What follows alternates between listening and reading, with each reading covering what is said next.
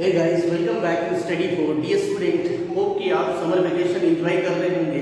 तो मैंने सोचा कि क्यों नहीं बच्चों ने जो ड्यूटी दी हुई है उनके क्वेश्चन में बहुत, जैसे कि मैंने कॉपी को इवेल्युएट किया तो मैंने देखा कि बहुत सारे बच्चों ने क्वेश्चंस को रॉन्गली अटेम्प्ट किया है, जो एग्जैक्टली एक्यूरेसी के साथ उसे आंसर लिखना चाहिए था वो ना लिख के कुछ थोड़ा सा डिफरेंट वे में आंसर लिखा है, प्रॉपर सीक्वेंस में आंसर नहीं किया है। तो हो सकता है आपकी रिविजन्स नहीं हुई हो या आपने प्रॉपर वे में रिविजन्स नहीं किया हुआ हो, तो ये सारी चीजें इम्पैक्ट देखने को मिली होगी। तो चलिए आज अपन डिस्कस करते हैं कि आपको आपकी यूटी में जो आए थे क्वेश्चंस उसे कैसे करना था जिससे आपको 100% अचीवमेंट मिलती। तो लेट अस स्टार्ट गाइस। जो फर्स्ट थोड़ी सी मैं अगर बात करूं तो आपकी जो क्वेश्चंस थी वो सेक्शन बी में पड़ा हुआ था। आपके क्वेश्चंस पेपर में जो केमिस्ट्री की क्वेश्चंस थी वो आपके क्वेश्चंस पेपर के सेक्शंस बी में अवेलेबल थी, राइट। मैं थोड़ी सी बात साइड से ये भी करूं कि ये जितने भी क्वेश्चन केमिस्ट्री के थे वो सारे के सारे आपके चैप्टर्स नंबर फर्स्ट से थे, that is chemical reaction and it's equations. Chemical reactions and equations से क्वेश्चंस थे। Hope it is clear. सारे क्वेश्चंस आपके केमिकल रिएक्शंस एंड इक्वेशंस थी और कहीं अदर से क्वेश्चंस नहीं थे। माइंड में सेट कर ले आप। तीसरी जो सबसे इंपॉर्टेंट चीज है, मैं थोड़ी सी ये भी बता दूं कि इन चैप्टर्स के अंदर से जो क्वेश्चन आपको गिवन थी एग्जाम में आपके यूटी के पेपर में, एग्जैक्टली ये किन किन टॉपिक से ड्रिवन क्वेश्चंस था। तो सबसे पहले मैं बात करूं कि बैलेंसिंग ऑफ केमिकल इक्वेशन से क्वेश्चन थी आपको। Balancing of chemical equation, balancing of chemical equation से क्वेश्चंस था, राइट। कुछ वर्ड्स इक्वेशन गिवन थे और उनकी स्केलेटल देनी थी, स्केलेटल इक्वेशन लिखना था और उसे सिंपली बैलेंस्ड करने थे। That is very simple. दूसरा जो क्वेश्चंस था वो डेरिवेटिव क्वेश्चंस था टाइप ऑफ केमिकल रिएक्शन से, टाइप ऑफ केमिकल रिएक्शन से क्वेश्चंस थे। टाइप ऑफ केमिकल रिएक्शंस है ना। और टाइप ऑफ केमिकल रिएक्शंस में भी अगर मैं बात करूं कि किस टॉपिक से क्वेश्चंस थी, किस टाइप के केमिकल रिएक्शन से थे, तो 3 डिफरेंट टाइप के केमिकल रिएक्शन से क्वेश्चंस ली गई थी आपके एग्जाम में। जो उसमें सबसे पहला था कॉम्बिनेशन रिएक्शन। कॉम्बिनेशन रिएक्शंस, बच्चे को लग रहा होगा कि कॉम्बिनेशन रिएक्शन से क्वेश्चंस नहीं थी, बट एग्जैक्टली क्वेश्चंस थी कॉम्बिनेशन रिएक्शन से। नंबर 2, आपके जो क्वेश्चंस थे वो डीकंपोजिशन से भी लिए गए थे। डीकंपोजिशन रिएक्शन, किस रिएक्शन से? डीकंपोजिशन रिएक्शन से क्वेश्चंस ली गई थी, राइट। और थर्ड वन जो क्वेश्चंस थी वो आपके टाइप ऑफ केमिकल रिएक्शंस के रेडॉक्स वाले पार्ट से ली गई थी। रेडॉक्स रिएक्शंस वाले पार्ट से ली गई थी क्वेश्चंस। वो फिट इज क्लियर। हाँ, ये डिफरेंट चीज है कि रेडॉक्स रिएक्शंस में अपने को क्या पूछा है नहीं पूछा है, बट जो ड्रिवन क्वेश्चन थी आपके एग्जामिनेशन में वो एग्जैक्टली इन्हीं 3 different type of chemical reaction जो मैंने कि पहले से ही आपको बता रखा था कि आप बिल्कुल घबराए नहीं, बिल्कुल स्मूथली आप रिवीजन करें। आपकी क्रिस्टल क्लियर कॉन्सेप्ट ऑलरेडी मैंने क्लास में करवा रखा था, 1 twice मेनी टाइम्स। तो सिर्फ और सिर्फ मैंने आपको ये भी बता चुका था कि अगर आपको टाइप ऑफ केमिकल रिएक्शन से क्वेश्चन आती है तो रेडॉक्स वाले पार्ट से आएगी, डीकंपोजिशन वाले पार्ट से आएगी। हाँ, कॉम्बिनेशंस थोड़ी सी इजीएस्ट पड़ती है तो मैंने उसके बारे में नहीं बताया, लेकिन फर्स्ट बैलेंसिंग इक्वेशंस मैंने आपको 110% बताया था कि बैलेंसिंग इक्वेशन आपको करनी ही करनी है किसी भी हालत, और इसका कोई शॉर्टकट मेथड नहीं है। आप जितना ज्यादा किसी केमिकल इक्वेशंस के स्केलेटल इक्वेशंस को लिख करके, सिंबॉलिक इक्वेशंस को लिख करके जितना ज्यादा प्रैक्टिस करेंगे डेली बेसिस पे, 2 4 5 क्वेश्चन रैंडमली उठाना है, प्रैक्टिस करना है, तो ही आप क्वेश्चंस को इफेक्टिवली आप क्वेश्चंस को एग्जाम में बैलेंस कर सकते हैं। और इस चीज को ध्यान रखना है, इवन चाहे आपकी यूटी हो, हाफ ईयरली हो, प्री बोर्ड हो, इवन आपकी बोर्ड हो, balancing of the chemical equation आपके पास रहेगी ही रहेगी, एग्जाम में होंगे ही होंगे। और जो बच्चे जितना ज्यादा प्रैक्टिस किया रहेगा बैलेंसिंग ऑफ केमिकल इक्वेशन का, वो उतना ज्यादा इफेक्टिवली उसे कर सकता है। हाँ, ये चीज है कि बहुत सारे मेथड्स हैं केमिकल इक्वेशन को बैलेंस करने की, पर यहाँ पर मैंने कुछ स्पेसिफिक रूल्स या स्पेसिफिक मेथड्स की ही बात करी हुई थी, जिसमें हीट एंड ट्रायल मेथड था। Hope it is clear. और हीट एंड ट्रायल मेथड का सिंपल सा फंडा है कि आप नंबर्स को है ना, रिएक्टेंट और प्रोडक्ट दोनों की तरफ यूज करते जाएं, जिस टाइम वो दोनों तरफ सब्सटेंस के एटम्स इक्वल हो गए, इक्वेशन बैलेंस्ड हो गई। तो इन चीजों का खास ध्यान रखना था, और ये बेसिक रूप से आपको तभी आएगी जब आप इसका प्रॉपर प्रैक्टिस करते रहेंगे, राइट। और ये चीजें क्या है कि आपको थोड़ा सा कॉन्सेप्ट पता होना चाहिए, आपको कुछ डेटा इक्वेशंस का पता होना चाहिए कि एग्जैक्टली अगर मैं दो किसी स्पेसिफिक रिएजेंट को मिलाता हूं तो सबस्टेंस वहां क्या बनने वाले हैं, इनका आपको थोड़ा सा आइडिया रखना चाहिए। तो चलिए हम विदाउट वेस्टिंग आवर टाइम अपन स्टार्ट करते हैं कि क्या क्या क्वेश्चंस थी और किस तरीके से आपको क्वेश्चंस सारे करने थे अपने एग्जाम में। जैसे कि गाइस सबसे पहला क्वेश्चन आपके एग्जाम में है क्वेश्चन नंबर 7। वैसे तो क्वेश्चन नंबर 7 में है, मैं यहाँ बोल ले रहा हूँ बिकॉज अपने को केमिस्ट्री वाले पार्ट ही करने हैं, और पॉसिबल होगा तो मैं आपकी फिजिक्स वाले पार्ट को भी का भी वीडियो बना लूंगा कि एग्जैक्टली उसमें क्या सॉल्यूशंस होना चाहिए और किस तरीके से अपन करेंगे। फिलहाल अभी अपन केमिस्ट्री के साथ मूव करते हैं। कहते हैं in the reactions represented by the following equation. एक केमिकल इक्वेशंस है जिसकी केमिकल रिएक्शंस गिवन है, मींस उस केमिकल रिएक्शंस का, उस केमिकल रिएक्शंस का जो स्केलेटल इक्वेशन होनी चाहिए वो स्केलेटल इक्वेशन आपको गिवन है। तो सबसे पहले स्केलेटल अपन लिख लेते हैं, वो है CuO cupric oxide interact with the hydrogen H2 gas and it liberates Cu solid along with the water vapor, along with the water vapor। Hope it is clear. ये आपको chemical equation, skeletal chemical equations आपको given है, ये symbolic equation आपको, ये chemical reactions आपको given है, और इसमें आपको डिटरमाइन करना था सबसे पहला बात कि name the substance oxidise. Substance जो है, जो भी यूज किए गए हैं सबस्टेंस ऑक्सीडाइज, कि कौन सी सबस्टेंस ऑक्सीडाइज हो रही है, और बी में कि सबस्टेंस रिड्यूस्ड, कि कौन से सबस्टेंस रिड्यूस कर रहा है। Hope it is clear.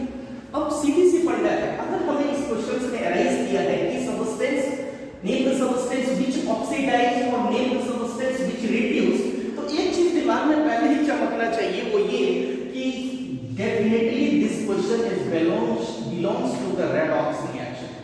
जब तक ये रेडॉक्स रिएक्शन नहीं होता, अपने को पूछ ही नहीं सकता कि भाई ऑक्सीडाइज कौन हो रहा है, रेडॉक्स कौन, रिड्यूस कौन कर रहा है। हाँ, ये एक अलग चीज है कि और डिफरेंट टाइप के केमिकल रिएक्शंस भी रेडॉक्स की कैटेगरी में हो सकता है, डजंट मैटर। पर ये स्पेसिफिक रिएक्शन अपने को पूछा है कि सीधी सी बात है कि कौन से ऑक्सीडाइज हो रहा है, कौन सी रेडॉक्स, कौन सी रिड्यूस हो रहा है। तो सीधी सी फंडा है कि ये केमिकल इक्वेशन रेडॉक्स रिएक्शन से लिखी है। तो चलिए रेडॉक्स रिएक्शन का फंडा हमें क्या होना था कि रेडॉक्स रिएक्शंस अगर in two parts, in half oxidation reaction and in half reduction reactions, means the redox reaction is nothing, that is the combination of oxidations and reductions। So आपने oxidation में पढ़ा था कि addition of oxygen is called addition of oxygen atom with the substance, with the elements during the chemical reaction is called oxidation reactions, and removal of oxygen during a chemical reactions from any substance or any other species in the reaction, that is called reductions। And redox reaction is nothing, combinations of oxidation and reduction is called redox reaction। और simply मैंने definition में भी लिखाया था वहां पर कि such a chemical reaction in which oxidation and reductions both occurs simultaneously is called redox reactions। किसी भी रिएक्शंस में ऑक्सीडेशन और रिडक्शंस वाली दोनों एक्टिविटीज हो रही है, दोनों प्रोसेस हो रही है, तो वो सिंपली हमारे लिए रेडॉक्स रिएक्शंस है। और बहुत सारे फंडे थे जिसमें हमने ये डिटरमाइन करना था कि कैसे अपने को पता चलेगा कि कौन सी सबस्टेंस रिएक्शंस के दौरान ऑक्सीडाइज्ड हो रही है, कौन सी सबस्टेंस रिएक्शन के दौरान रिड्यूस्ड हो रही है। तो इसके लिए मैं सेपरेट वीडियो बना रहा हूं। अभी फिलहाल मैं क्वेश्चंस को देख रहा हूं। ये चीज थी कि addition of oxygen is called oxidation, removal of hydrogen is called oxidation, addition of electronegative element is called oxidation, removal of electropositive element is called oxidation, and even an oxidation reaction. तो many फंडे थे oxidations के भी। Similarly इसी के just opposite हमारे reductions की भी प्रोसेस है। अगर इसमें ऑक्सीजन ऐड हो रही है तो ऑक्सीडेशन इसमें रिमूवल हो रही है ना। इसमें हाइड्रोजन रिमूव हो रही है तो रिडक्शन में हाइड्रोजन ऐड हो जाएगी। इसमें इलेक्ट्रोनेगेटिव ऐड हो रही है ऑक्सीडेशन में तो रिडक्शंस में इलेक्ट्रोनेगेटिव ऐड हो जाएंगे, सॉरी इलेक्ट्रोनेगेटिव रिमूव हो जाएंगे।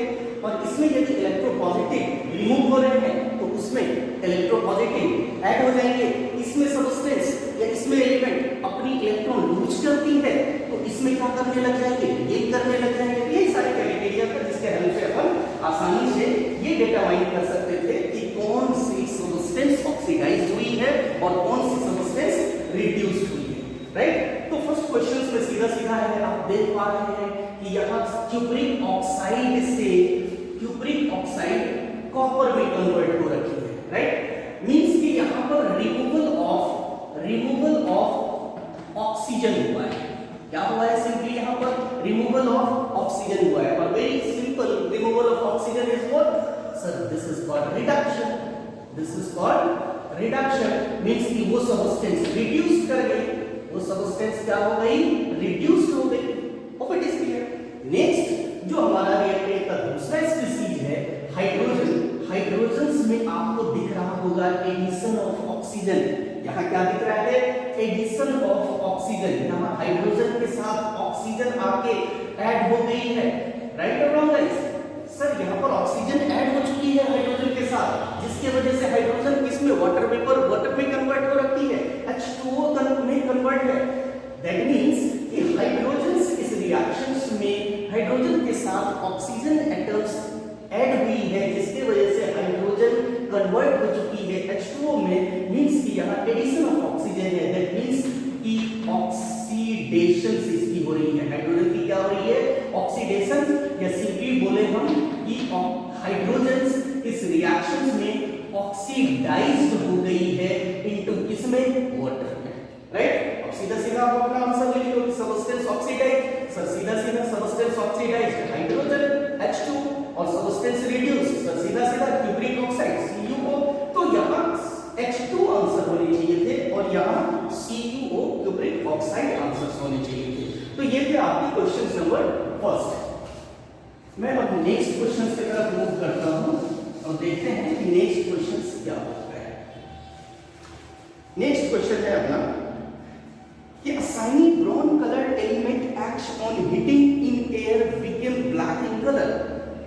एक shiny brown color element X है, एक कोई एलिमेंट X है जिसकी कुछ सिम्टम्स अपने को दी गई है। देखो एकदम से एक क्लू दिया गया है यहाँ पर कि वो X element browny shine colour का है, साइनी ब्राउन कलर का है, एकदम चमकीला ब्राउन कलर की है और on heating in the air become black in colour. और जब मैं उस एलिमेंट को हीट करता हूं तो वो ब्लैक कलर के कंपाउंड में कन्वर्ट हो जाते हैं, राइट। तो name the element X and the black coloured compound form. तो चलिए अपन क्वेश्चन नंबर 2 को पहले लिख लें कि कोई सब्सटेंस X की, और ये भी है स्टेट वगैरह में मेंशन है क्या, स्टेट वगैरह कुछ भी मेंशन नहीं, सिंपली कहता है an element H which is shiny brown in colour. क्या है, ब्राउन इन कलर का है, राइट। और यदि मैं इसको हिट करता हूं, और हिट करने का मतलब क्या, मैं उसे किसी चाइनीज या किसी अपरेटस में लेके हिट करता हूं इन द प्रेजेंस ऑफ ऑक्सीजन, तो ये सब्सटेंस किसमें कन्वर्ट हो जाते हैं, राइट। एक ब्लैक कलर के कंपाउंड में कन्वर्ट हो जाता है, ब्लैक कलर कंपाउंड में कन्वर्ट हो जाता है।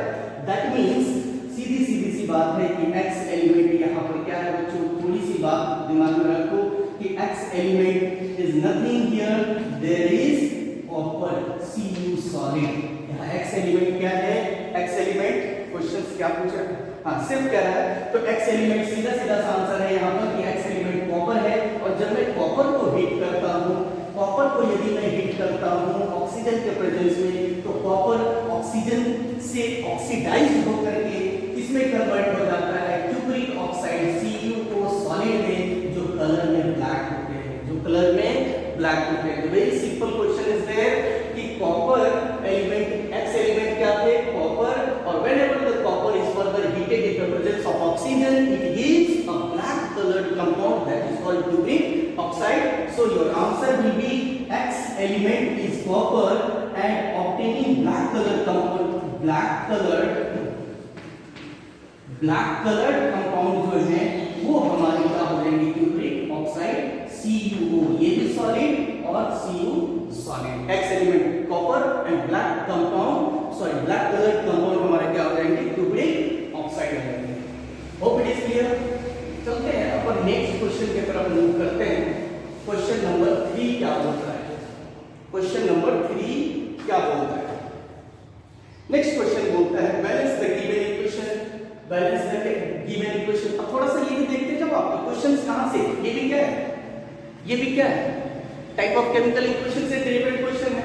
आप यूं कहें तो दो चीजें मिलकर के सिंगल बन रही है, दैट मींस कॉम्बिनेशन तो ये है भी, है ना, क्योंकि कंबाइन हो रही है, कॉम्बिनेशन रिएक्शंस भी है। नेक्स्ट चीज कि ये ऑक्सीडेशन रिएक्शंस भी है, क्योंकि यहां ऑक्सीजन के प्रेजेंस में कॉपर ऑक्सीडाइज होकर के क्यूप्रिक ऑक्साइड में कन्वर्ट हो जा रही है, दैट मींस कि ये ऑक्सीडेशन रिएक्शंस के भी टाइप है। Hope it is clear.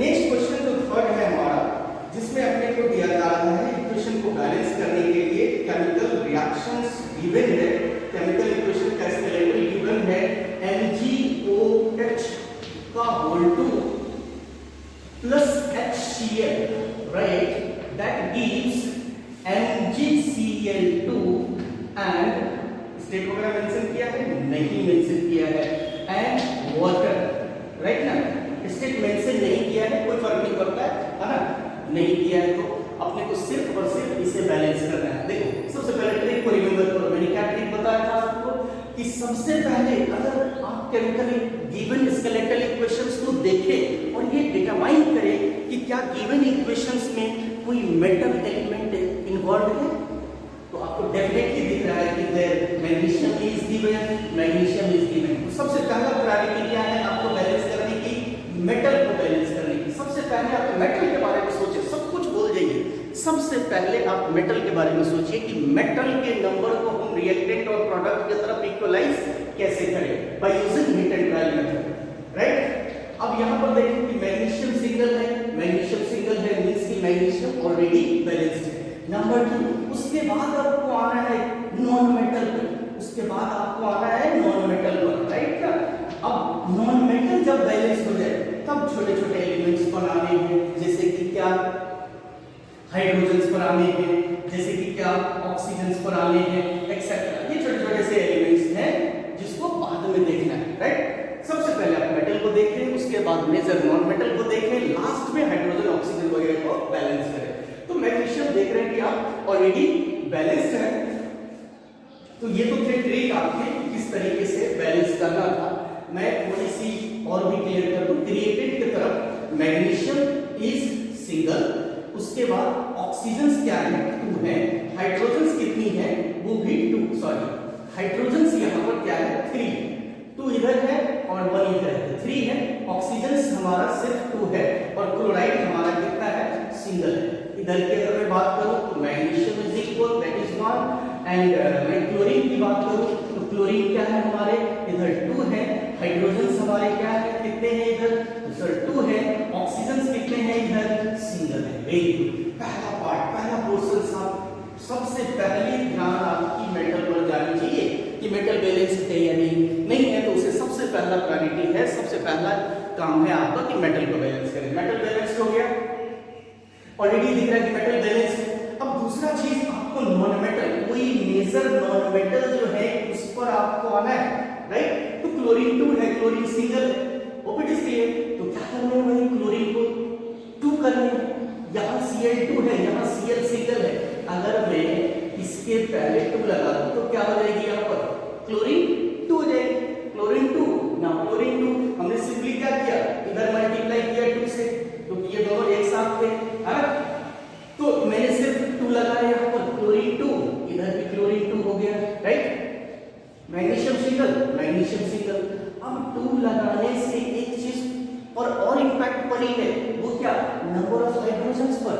Number of hydrogens जो इधर 3 थी, वो नंबर ऑफ हाइड्रोजन्स कितने हो गए टोटल, +1 = 4 हो गए अब रिएक्टेंट की तरफ। आपको ये भी ट्रिक मैंने बताया था, जब भी केमिकल इक्वेशन को आप बैलेंस करने बैठे तो ये भी माइंड में रखें कि आप ऑड नंबर में नहीं बल्कि उसे किसी भी स्थिति में इवन में कन्वर्ट करने की कोशिश करें तो इक्वेशन इजीली बैलेंस हो जाती है और क्विकली हो जाती है।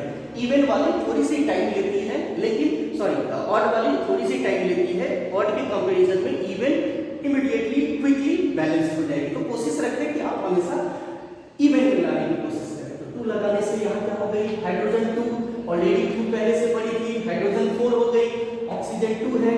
इधर आपको दिख रहा है, जब आप राइट हैंड तरफ देख रहे हैं फॉरवर्ड डायरेक्शन में, तो आपको दिख रही है कि ऑक्सीजन सिंगल है, हाइड्रोजन 2 है।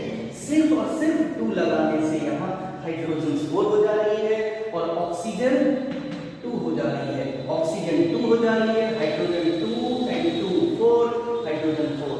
Now this equation is a balanced chemical equation interacting between magnesium hydroxide along with the acid hydrochloric acid. Hope it is clear. This is a kind of a neutralization reaction in which magnesium chloride salt is formed along with the water. ये salt है, आपको पता ही है, neutralization reaction से, है ना? लेकिन हम यहाँ पर इसको टाइप ऑफ रिएक्शन के कैटेगरी में नहीं रखा है, वो इसलिए क्योंकि यहाँ पर बैलेंस करने वाली क्वेश्चंस अपने से पूछा गया है, राइट ना? तो हमने सिर्फ इसे बोला है कि balancing of a chemical equations. चलिए अपना थर्ड क्वेश्चन, नेक्स्ट क्वेश्चन को देखें कि नेक्स्ट क्वेश्चन क्या है हमारा और उस नेक्स्ट क्वेश्चन को कैसे सॉल्व आउट करना है। हाँ, साथ ही आपकी कॉन्सेप्ट भी क्लियर होती है, इसीलिए मैं आगे बढ़ रहा हूँ। Third number, this is the question number 4। Question number 4 है right the balanced chemical equation. Right the balanced chemical equation. Balanced chemical equation लिखने हैं नेक्स्ट क्वेश्चन में। क्वेश्चन क्या है, sodium carbonate on reaction with hydrochloric acid. Sodium carbonate, चलिए फटाफट लिख लेते हैं, Na2CO3 sodium carbonate. Is it quite clear? Reaction with the hydrochloric acid, इसे किसके साथ इंटरेक्ट करा रहे हैं, हाइड्रोक्लोरिक एसिड के साथ, सर HCl के साथ हाइड्रोक्लोरिक एसिड। और जब ये रिएक्शंस हो रही है तो ये एज अ प्रोडक्ट अपने को क्या दे रहा है, आगे बढ़ने पे पता चलेगा। इन इक्वल मोलर कंसंट्रेशन का, very good, equal molar concentration का मतलब क्या है, इनकी जो अमाउंट है और इनकी जो अमाउंट है, इनके कंसंट्रेशन में कोई डिफरेंस नहीं है। कंसंट्रेशन कहने का मतलब भाई अमाउंट, नंबर ऑफ मोल्स, है ना? अगर मैं 1 मोल मॉलिक्यूल सोडियम कार्बोनेट का लिया हूं तो ये भी मुझे 1 मोल ऑफ मॉलिक्यूल्स हाइड्रोक्लोरिक के ले रहे हैं। अगर मैं इसे कोई भी n नंबर ऑफ मोल या मॉलिक्यूल्स लिया हूं तो इधर भी n1 और n2 इसको कंसीडर कर लेते हैं, n2 मोल ऑफ मॉलिक्यूल्स अगर मैंने हाइड्रोक्लोरिक एसिड का लिया हो तो ये आपस में ऐसे रिलेटेड है, n1 n2 मींस ये दोनों के मोलर कंसंट्रेशन में। Concentration means what, nothing else, सिर्फ और सिर्फ अमाउंट, क्वांटिटी, चाहे किसी भी टर्म में आप बोल लीजिए, मोल के टर्म में बोल लीजिए या मॉलिक्यूल्स के टर्म में बोल लीजिए, वो भी इसलिए। तो इक्वल मोलर कंसंट्रेशंस दोनों ही रिएक्टेंट स्पीशीज का लिया गया है, लाइक सोडियम कार्बोनेट का और हाइड्रोक्लोरिक एसिड का। और जब भी ये दिया है तो ये चीजें अपने को क्या दे देगी, सीधी सी बात है, ये चीजें अपने को NaCl दे देगा, सोडियम क्लोराइड दे देगा, साथ ही दूसरा ये एक प्रोडक्ट NaHCO3 भी देगा, जिसको अपन सोडियम हाइड्रोजन कार्बोनेट या सोडियम बाइकार्बोनेट बोलते हैं, राइट? तो ये चीजें गिवन है। अब अपने को क्या करना है, बैलेंस करना है। रिमेंबर कि sodium is 2 here in the part of reactant, while sodium is 2 also in the portion of product. Sodium जो है both in both the species, reactant और इन प्रोडक्ट, दोनों ही जगह, रिएक्टेंट में भी और प्रोडक्ट में भी सोडियम के जो नंबर है वो इक्वल है। There is no need to balance it, right? So move further. CO3 carbonate ions देखें, CO3 इस रिएक्टेंट वाली पार्ट में CO3 मींस कार्बोनेट आयंस जो है वो सिंगल है, इधर भी CO3 कार्बोनेट आयंस सिंगल है, right? Hydrogens in the reactant part, only for one hydrogen atom is there in the part of reactant, while in the case of product only for one hydrogen is given here. That's why hydrogen is 2 balanced here. And whenever we talk about the chlorine, number of chlorine atom in the part of reaction, that is 1, and in the portion of product, it is also 1. Hence, this reaction is already given in balanced mode, so there is no need at all to balance it. Hope it is clear. Now, we'll move its next questions. This is the question number 4 and guys, ये जो questions थे 4 के first questions था, first questions था. Next अपन बात करेंगे next portion पर, next question number 2 में. Hope it is clear. यहाँ कहता है sodium hydrogen carbonate on reaction with the hydrochloric acid. Sodium hydrogen carbonate NaHCO3. बच्चे को ना मैंने ये भी नोटिस किया कि किसी बच्चे ने सोडियम कार्बोनेट लिखने में मिस्टेक किया है. एग्जैक्टली सोडियम कार्बोनेट का क्या केमिकल कंपोजिशन होगा, क्या फॉर्मूला होगा, उसमें मिस्टेक करा हुआ है. किसी ने NaCO3 लिखा है, किसी ने NaCO2 लिखा है. That is very very simple talk to you guys, है ना. सो प्लीज आप इसका भी ध्यान रखें कि किसी भी खास इंडिविजुअल कंपाउंड का केमिकल कंपोजिशन या मॉलिक्यूलर फार्मूला क्या है आप उसको देखें. Now it is interact with the hydrochloric acid HCl. It gives guys क्या दे रही है ये? सिंपल सी बात है, ये अपने को NaCl देगी, राइट. पहले थोड़ा सा क्वेश्चन देख लेते हैं क्योंकि इसमें तो वाटर पढ़ने हैं और कार्बन डाइऑक्साइड गैस आने हैं, फिर भी क्वेश्चंस को रीड कर ले. It gives sodium chloride, water and liberate carbon dioxide. Sodium chloride, water and liberate carbon dioxide. Now see question number 2 में जो क्वेश्चन अपने को गिवन है, जो कि एक सोडियम बाइकार्बोनेट को इंटरैक्ट कराएंगे हाइड्रोक्लोरिक एसिड के साथ. अब देखें तो sodium single, chlorine single, hydrogen, there is 2 hydrogen at all, there is 2 hydrogen is there, CO3, CO2 और 1 single hydrogen is oxygen is there total. तो ये भी इक्वेशन आपके बैलेंसिंग इक्वेशन है, there is no need to balance it. यहाँ पर बच्चे ने किसी ने क्या किया, 2 लगाया है, 2 लगा के छोड़ दिया है. हर जगह सारे जगह 2 लगा दिया, किसी ने सारे जगह 3 लगा दिया. तो there is no need. आपको सीधा सा लिखना है कि this is already in balanced mode, so there is no need to balance it. Now we need to move forward. Now next question, in the question number 3, हो सकता है इसमें बैलेंस करना हो. Copper sulphate on treatment with the potassium iodide. Copper sulphate CuSO4 guys on treatment with the potassium iodide Ki potassium iodide precipitate cuprous iodide liberate iodine gas and also for potassium sulphate. सबसे पहली चीजें तो यहाँ ये बन जाएगी कि potassium sulphate के साथ मिलकर के हाईली रिएक्टिव है, तो क्या बना लेगी पोटेशियम सल्फेट K2SO4 बना लेगी. और साथ में ये कहता है कि क्यूप्रस आयोडाइड भी बनाएगा, मींस कि Cu2I2 भी बनाएगा और साथ में आयोडीन गैस I2 गैस को भी लिबरेट करेगा, राइट ना.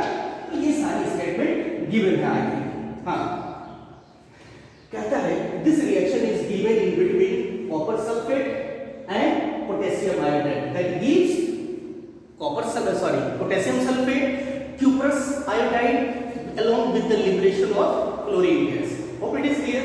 अब हम जरा ध्यान से देखें तो यहाँ पर सीधी सी बात है कि भाई कॉपर सिंगल है. आपको पहले मैंने बता रखा है कि आपका ध्यान कहाँ जाना चाहिए, सीधा मेटल पर जाना चाहिए. अब आप देखेंगे मेटल इधर भी सिंगल, मेटल इधर भी सिंगल, मेटल इधर 2 मींस कि मेटल में बैलेंस करना जरूरी है. जब आप यहाँ 2Cp यूज करते हो तो सिर्फ देखो यहाँ पर कि यहाँ 2 लगाने से copper 2 in both the portion, even in reactant or in the product, copper has been balanced. पहला फोकस, पहली टारगेट मेटल, राइट ना. कॉपर बैलेंस हो गई. ना अब मैं यदि यहाँ पर इसको मैं थोड़ी सी छोटी कर देता हूँ क्योंकि मुझे कुछ ना कुछ यहाँ लगाने होंगे. Now you can see that here potassium is 2, while potassium is single here, right ना. यदि मैं यहाँ 2 करता हूँ तो पोटेशियम को 2 हो जाएंगे, नो डाउट. लेकिन पोटेशियम जिस किसी रेडिकल्स के साथ है, SO4 के साथ है, राइट,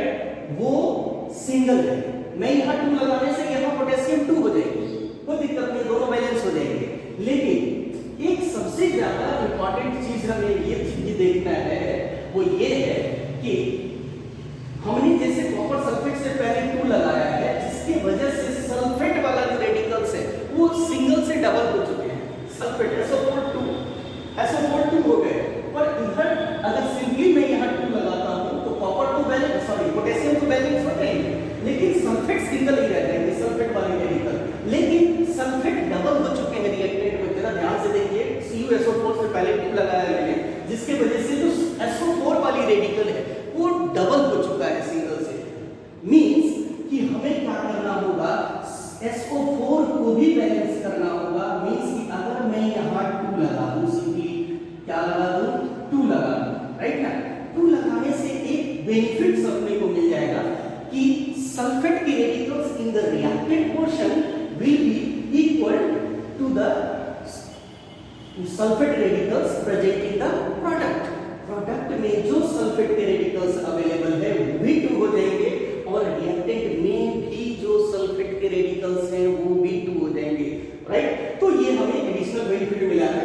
लेकिन अब मैं यहाँ चेंज कर सकता हूँ, क्योंकि पोटेशियम भी बढ़ गई है, पोटेशियम 4 हो गई है, और यहाँ पर वेकेंट चीज है, तो मैं सिंपली यहाँ कर दूं कि 4 कर दूं। यहाँ पर अगर मैं यहाँ 4 कर दूं तो potassium is 4 and potassium is 4, 2 SO4 radicals is 2, SO4 radicals is 2, Cu is 2, Cu is also 2.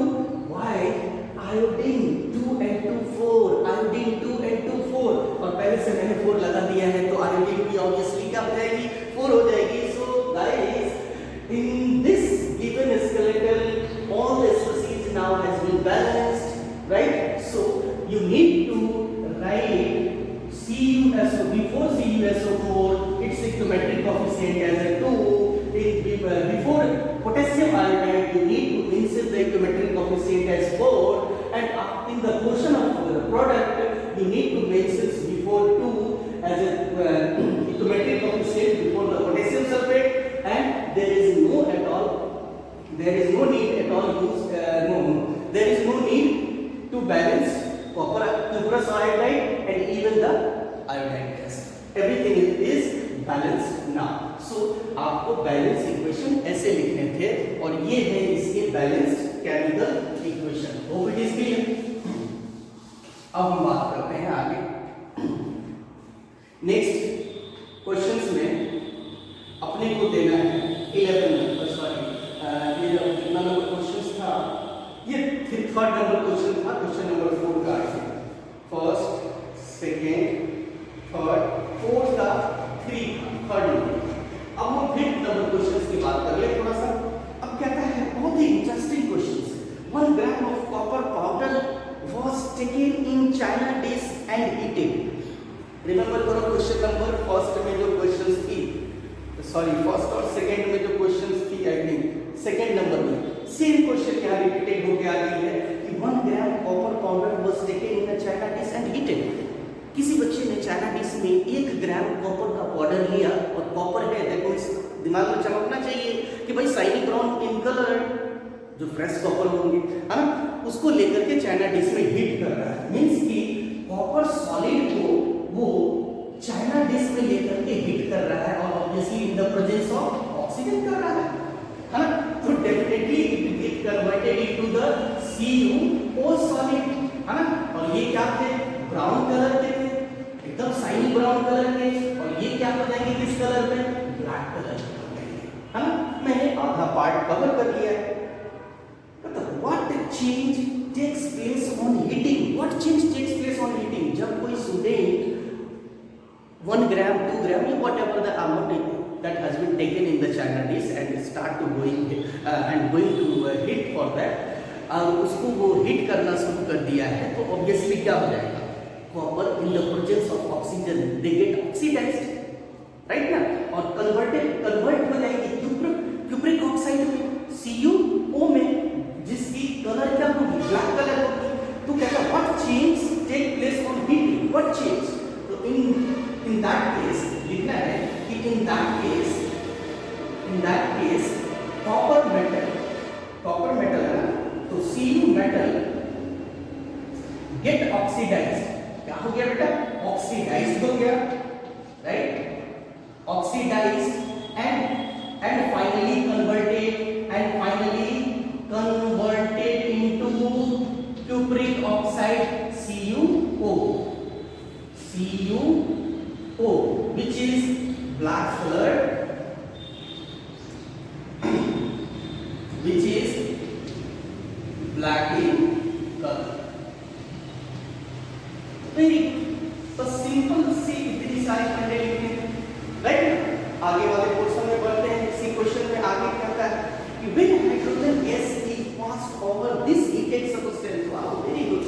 कहता है कि जब मैं हाइड्रोजन गैस पास करता हूं ओवर दिस हीटेड सब्सटेंस, इस हीटेड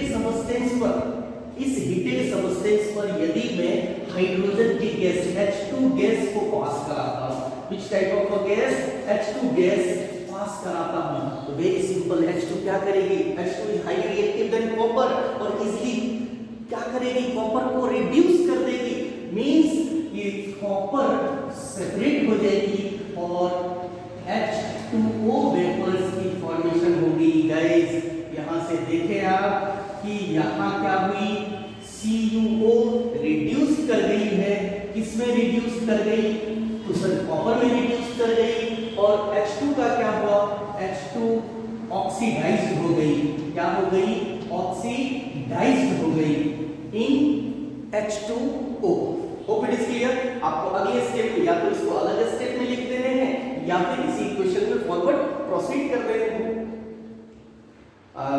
कहता है hydrogen pass over this heated substance, a visible change is seen in it, give the chemical equation of the reaction, the name and the color of the product formed in each case। very good।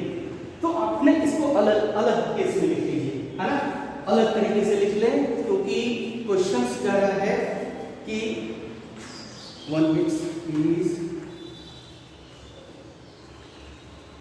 Question में आपको कहता है कि in each case right a chemical reaction, तो आपको क्या करना है नेक्स्ट स्टेप में, नेक्स्ट स्टेप में आपको लिखने हैं नेक्स्ट स्टेप, इसी का नेक्स्ट आंसर आपको CuO सॉलिड, उसके ऊपर H2 गैस पास कराने हैं और उसके बाद CuO सॉलिड और प्लस वाटर वेपर मिल जाएंगे, राइट। तो कहते हैं आपने लिखने हैं as we passes H2 gas, कौन सी gas, H2 gas over the heated कौन सी heated, cupric oxide CuO solid, है ना, it get reduced, और वो क्या हो जाएगी, reduced हो जाएगी into किसमें, Cu, राइट। इसका कलर मेंशन कर दीजिए कि this is black in colour, और फिर जब क्या होंगी, this is colourless, hydrogen is colourless and this is brown in colour, और अगेन फिर वाटर भी कलरलेस हो जाएगी। As we process H2 gas over the heated CuO cupric oxide, it get reduced into Cu, वो क्या हो जाएगी, Cu में रिड्यूस हो जाएंगे। Hope it is clear. तो ये ओवरऑल आपके क्वेश्चन नंबर 5 के लिए आंसर्स थे। Hope has been done guys. Next अब फिनिश करते हैं, लास्ट क्वेश्चन आपके पास है, हमारे पास है। नेक्स्ट क्वेश्चन है क्वेश्चन नंबर 6, कहता है 2 ग्राम of silver chloride is taken in the china dish and the china dish is placed in a sunlight for some time, right। China dish में बच्चे ने सिमिलर क्वेश्चन, प्रीवियस क्वेश्चन के जैसे ही ये भी क्वेश्चंस है, इसमें भी क्या किया, चाइना डिश में बच्चे ने सिल्वर क्लोराइड ले लिया और उसको सनलाइट में छोड़ दिया, है ना, is placed in the sunlight for some time, और कुछ टाइम के लिए उन्होंने सनलाइट में चाइना डिश को रख दिया जिसके अंदर उन्होंने सिल्वर क्लोराइड ले रखे थे। What will your observation in this case, आपकी ऑब्जर्वेशन क्या दिखनी चाहिए, क्या होनी चाहिए वहां पर, क्या आपको लगता है कि क्या हुआ होगा, क्या कैसी हैपनिंग हुई, है ना। Write the chemical reaction involved in the form of balanced chemical equation. Identify the type of chemical. Very easiest question is there. China dish उसने लिया, इसमें उसने क्या लिया भाई, सिल्वर क्लोराइड लिया, AgCl लिया, राइट ना, AgCl सॉलिड लिया, और जैसे सनलाइट में उसे छोड़ेगा, आपको पता ही है radiate energy is coming from there, जिसके वजह से ये क्या हो जाएंगे, ये क्या हो जाएंगे, डिकम्पोज कर जाएंगे, फर्दर क्या हो जाएंगे, डिकम्पोज कर जाएंगे, डिकम्पोज कर जाएंगे और डिकम्पोज होकर के वो किस में कन्वर्ट हो जाएगी, दो सेपरेट प्रोडक्ट में कन्वर्ट हो जाएगी। Product number 1 this is Ag solid and product number 2 this is chlorine gas, chloride है ना, सिल्वर को या क्लोरीन गैस में प्रोड्यूस हो जाएगी, कन्वर्ट हो जाएगी। आपको पता है कि ये कौन सी फोटोलाइटिक बोलते या फोटो बोलने सिर्फ ये फोटोलाइटिक डिकम्पोजिशन रिएक्शंस थी। ये कौन सी रिएक्शंस थी, क्योंकि आपको दिख रहा है कि AgCl जो है डिकम्पोज की गई है, डिकम्पोज हुई है due to the factor of sunlight. Sunlight की वजह से डिकम्पोज होकर के Ag सॉलिड और क्लोरीन गैस में कन्वर्ट हुई है। That means this is a photolytic decomposition reaction. ये कौन से रिएक्शन हो जाएंगे बच्चों, फोटोलाइटिक डिकम्पोजिशन रिएक्शंस होंगे, राइट ना। अब इसको इक्वेशंस को लिखिए। मैंने आपको सारे मेथड्स बताए, आपको आंसर कैसे लिखने थे उनके बारे में डिस्कस करना है कि आप प्रॉपर्ली आंसर आपको ऑब्जर्वेशन के साथ लिखने हैं, राइट ना। ये तो मैंने आपको बताया, सिर्फ लिखना है कि as we put silver chloride AgCl in sunlight, जैसे मैं सिल्वर क्लोराइड को as we put AgCl silver chloride in sunlight, it get decomposes into Ag solid and liberates Cl2 gas, है ना। As we put AgCl in sunlight, right? Yeah, as we expose AgCl in sunlight, it decomposes into Ag solid and liberate chlorine gas. Here AgCl is decomposed due to light factor. किस factor की वजह से बच्चों, तो light factor की वजह से। Light factor, that's why that is due to that it is a photo lighting या फोटो डिकम्पोजिशन। सिर्फ बोल देंगे फोटो डिकम्पोजिशन या पूरा लिख देंगे कि this is the photo lighting decomposition reaction. Hope it is clear. अब इतने से भी काम नहीं चलने वाली, आपको पूरी इक्वेशन भी लिखनी है इनकी। इतनी स्टेटमेंट लिखने के बाद आपको लेने हैं AgCl सॉलिड, राइट, यहाँ लिखने हैं सनलाइट वाला फैक्टर, राइट, और यहाँ Ag सॉलिड और Cl2 क्लोरीन गैस को Cl2 को इवॉल्व कराने हैं। लेकिन अब ये बैलेंस नहीं है, ऑब्वियसली आपको बैलेंस करने पड़ेंगे क्योंकि क्वेश्चन में भी गिवन है, तो यहाँ मेंशन करने हैं, तो यहाँ मेंशन करने हैं। अब ये चीजें बैलेंस्ड हो गई, आइडेंटिफाई भी हो गया इसमें कि ये फोटोलाइटिक डिकम्पोजिशन रिएक्शंस थी, राइट ना। हमने इक्वेशन भी दे दी और इक्वेशन हमने बैलेंस्ड वर्ड में भी दे दी, और क्या हमारा ऑब्जर्वेशन रहा ये भी मैंने लिख दिया कि as we expose AgCl in sunlight it get decomposes into Ag solid and liberates Cl2 gas। ये मेरा ऑब्जर्वेशन रहा। Now this question has been completed completely. Hope it is clear। ये थे आपके ने लास्ट वाले क्वेश्चन। नो, एक और क्वेश्चन है आपके जो लास्ट में है, उसको भी अपन देख लेते हैं क्योंकि फिनिश ही कर रहे हैं। नेक्स्ट क्वेश्चन बहुत ही इजीएस्ट, बहुत ही कंसेप्चुअल क्वेश्चन है, बहुत ही इजीएस्ट क्वेश्चन है। इस क्वेश्चन में कहता है how lime water is prepared, how lime water is prepared. Question number 6 था या 7 अपन ले क्वेश्चन नंबर 7 कि how lime water, very good, this is lime water को कैसे सिंपल गाइस।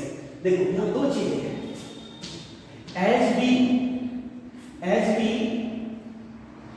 डिसॉल्व या as we dissolve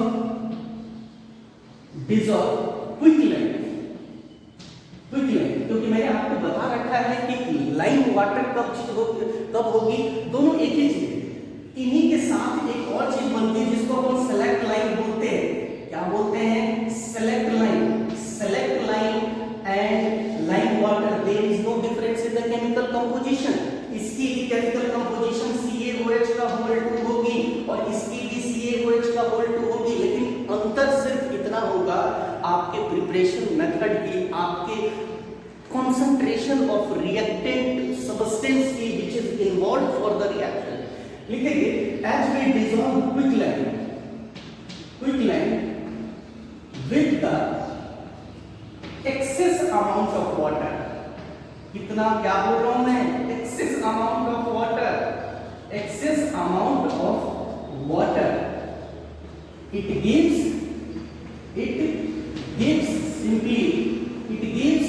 lime water। ये हमें lime water देगी, ना कि सेलेक्ट लाइन देगी गाइस। सिर्फ और सिर्फ इस वर्ड का डिफरेंस है, राइट ना? सेम चीज मैं आपको क्वेश्चंस के थ्रू समझाऊंगा। देखिए लाइम वाटर और सेलेक्ट लाइन, मैंने पहले बता दिया कि lime water slaked lime there is no difference in their chemical composition और केमिकल फार्मूला। सिर्फ और सिर्फ डिफरेंस है कि आप जो अदर किसी रिएक्टेंट सब्सटेंस के साथ आप इसका यूज कर रहे हो, बना रहे हो, है ना? बनने हैं ये क्विक लाइन की ही हेल्प से, राइट, और बनने हैं ये वाटर के ही हेल्प से। लेकिन क्विक लाइन कब वाटर कितनी अमाउंट में और कैसे वाटर से रिएक्ट करेगी तब वो सेलेक्ट लाइन बनाएगी, और वही क्विक लाइन कब कैसे कितनी अमाउंट ऑफ वाटर के साथ इंटरेक्ट करेगी तो लाइम वाटर बनाएगी। That is very very important. तो यहाँ ध्यान से देखिए, क्विक लाइन आपको पता है CaO calcium oxide, this is the quick line, right. और जब मैं इसे वाटर से इंटरेक्ट करा रहा हूं लिमिटेड अमाउंट ऑफ वाटर से अगर मैं इनको इंटरेक्ट कराऊं तो रिमेंबर गाइस, ये लाइम वाटर नहीं बल्कि सेलेक्ट लाइन बनाएंगे, CaOH का होल 2 बनाएगा। दिस इज सॉलिड और काफी ह्यूज मात्रा में अमाउंट ऑफ हीट लिबरेट होंगे ड्यूरिंग द रिएक्शंस के दौरान काफी अमाउंट में हीट लिबरेट करेंगे, और ये हमारे सेलेक्ट लाइन है। Select line, this is not lime water, hope it is clear. ये सेलेक्ट लाइन, राइट। इसी के अगेंस्ट यदि मैं फिर से क्विक लाइन को CaO सॉलिड को मैं वाटर से इंटरेक्ट कराऊं लिक्विड से, लेकिन एक्सेस अमाउंट ऑफ वाटर से, how much amount of water? Excess amount of water, right. then it gives what guys? sir, CaOH का होल 2 aqueous, और कोई रिएक्शन में हीट लिबरेट्स नहीं करेगा। इसको यूं समझ सकते हैं, अगर 1 लीटर पानी में आधा kg CaO क्विकलाइन यदि डाल करके मैं सॉल्यूशन प्रिपेयर कर रहा हूं या रिएक्शंस करवा रहा हूं तो उस केस में सेलेक्ट लाइन बनेंगे। काफी ह्यूज अमाउंट में हीट लिबरेट्स होगी, हीट निकलेगी रिएक्शंस के दौरान, हीट ऑफ रिएक्शंस काफी ज्यादा मिलेंगे और प्रोडक्ट जो है हमारे सेलेक्ट लाइन उस सॉलिड के फॉर्म में आपको दिखाई देगी। लेकिन वही CaO आधा kg अगर मैं 500 लीटर या 1000 लीटर के साथ घोल दूं तो सिर्फ हमें चूना पानी मिलेगा, है ना, लाइम वाटर मिलेगा, कोई रिएक्शंस में हीट इवॉल्व नहीं होगी।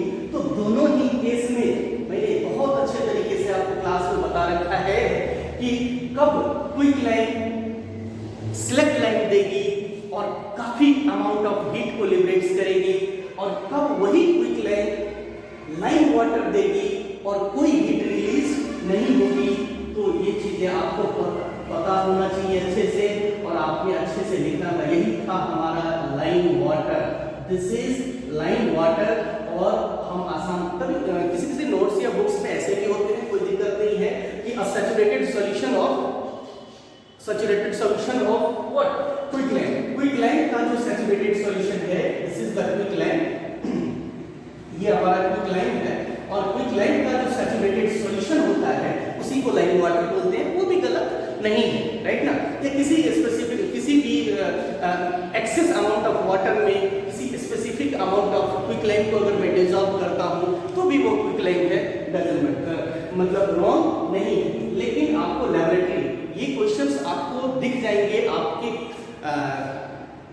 केमिस्ट्री के लैब मैनुअल प्रैक्टिकल क्वेश्चंस है एग्जैक्टली, आपके प्रैक्टिकल बुक्स में भी, प्रैक्टिकल में भी ये क्वेश्चंस आपको करने हैं।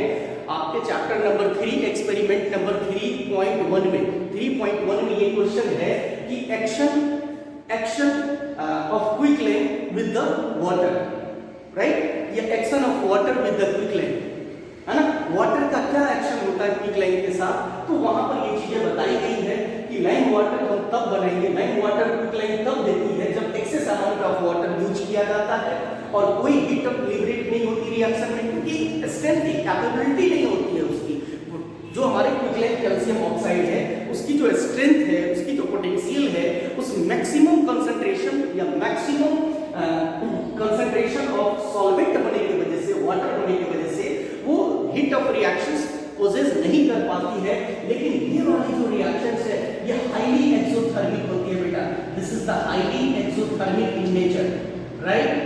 हम ऐसा भी नहीं कहेंगे कि this reaction is endothermic in nature, why इसमें इतनी कम अमाउंट में हीट ऑफ रिएक्शन लिबरेट होंगे कि अपने को समझ भी नहीं आएगी और हम इजीली उसे डिटेक्ट भी नहीं कर सकते हैं। दैट्स व्हाई कि दोनों ही चीजें क्विकलैंड के ही हेल्प से बनती है, लेकिन वाटर अगर लिमिटेड, वाटर सॉल्वेंट यदि लिमिटेड अमाउंट में हो तो वो सिलेक्ट लाइन सॉलिड फॉर्म में बनाती है, काफी huge amount of heat release होती है।